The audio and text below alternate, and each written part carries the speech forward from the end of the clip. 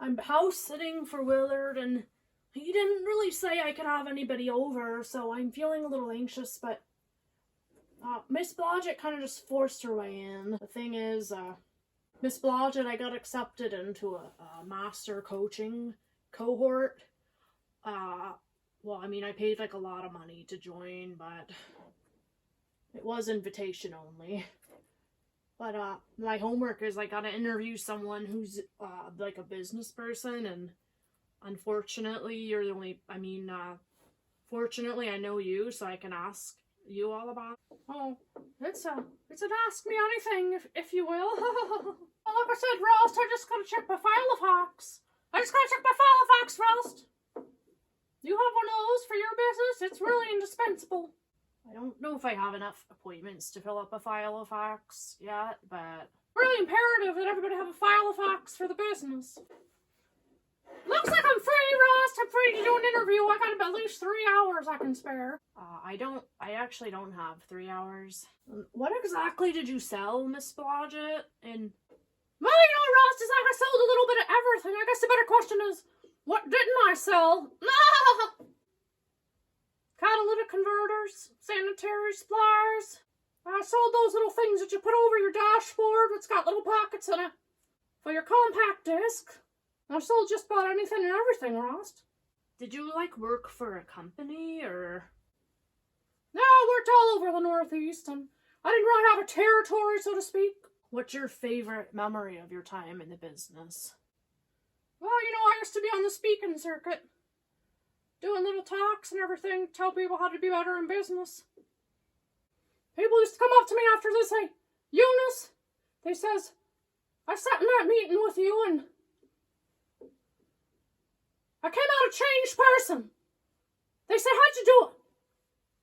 And I'd say, well, other than just being naturally gifted, it's about discipline. It's always about discipline, Rost.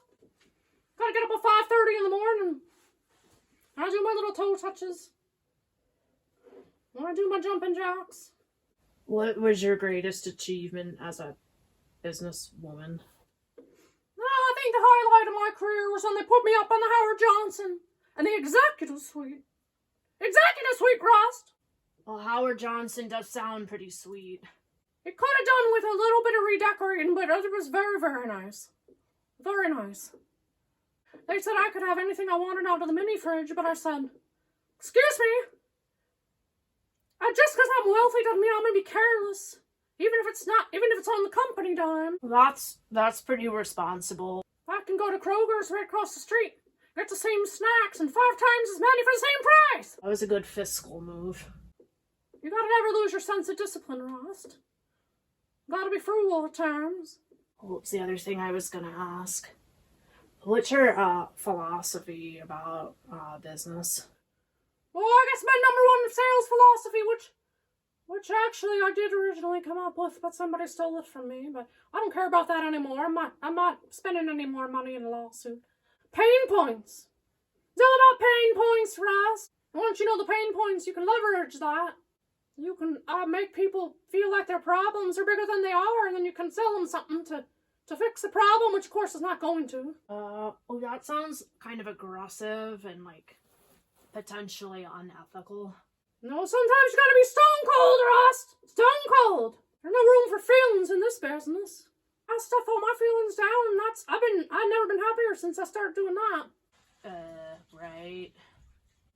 Leaders do what it takes, Rost.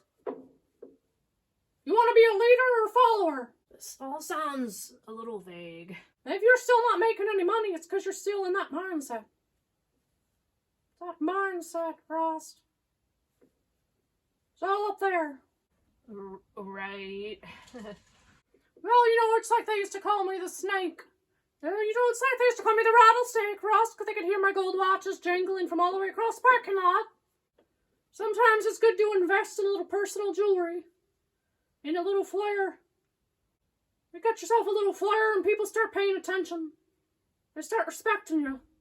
Yeah, I had a lot of respect. I don't know if these business tactics are, still relevant. Sometimes they used to call me the Barracuda. Whip around the corner and I'd sink my teeth into a sales deal. I'd gnash my teeth on it and I wouldn't let go till it was done, Rost. That's why sometimes they used to call me the tarantula. Because I'd creep, creep, creep. Here comes the lamprey eel, because I'm going to suck all the willpower out of you. You know, sometimes they used to call me the wasp. Wow, you had a lot of nicknames. Well, you know, sometimes it's like they used to call me the wolf. Wonder what my nickname would be. No, it's like sometimes they used to call me the cobra. People back at this one company, they used to call me the hornet. Probably, like, the woodchuck. They'd say, whoa. They'd be shaking in their little boots, Rust, when I come around. Oh, you know, that fast-paced lifestyle is not for me anymore, Rust. I just like to watch my stories, and you know, I've been thinking about maybe getting back on the field a little bit. Just be a little bit of a per diem contractor.